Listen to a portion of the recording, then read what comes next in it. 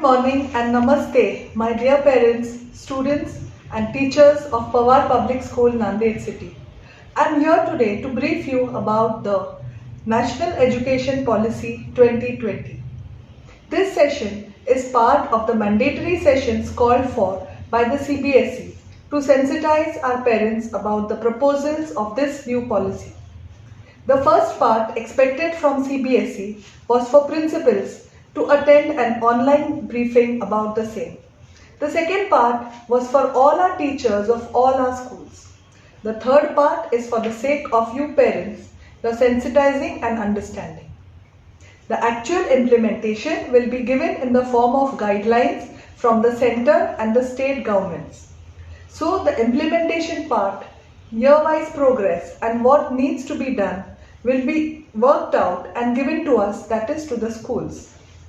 Training of teachers to revamp their thought process, methodologies and attitude towards class students is already taking place. Teachers all over India from the CBSE and other boards are undertaking 50 hours of training either online or in offline sessions. This is a humongous process, as you will understand.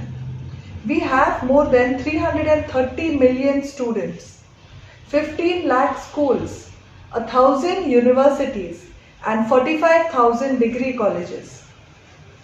So understand that all the changes will not be possible in a couple of years but will take at least 10 to 15 years. The positive result will be seen when our current students from nursery will undergo the process in another 13 to 15 years. The NEP 2020, which was approved by the Union Cabinet of India on 29th July 2020, outlines the vision of India's new education system. The new policy replaces the previous National Policy on Education 1986. That is, after 34 years, a new system will be rolled out. The policy is a comprehensive framework for elementary education to higher education as well as vocational training in both rural and urban India. The policy aims to transform India's education system step by step from 2021. The government hopes that the gross enrollment ratio will increase up to 50% by 2035. The investment on education will be increased to 6% of the GDP.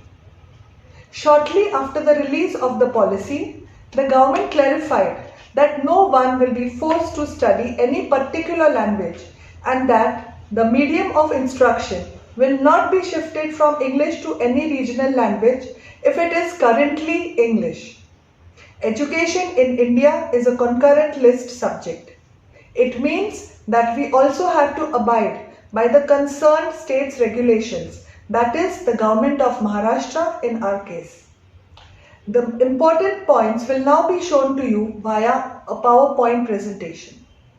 Thank you parents for joining and for your patient listening. God bless you all.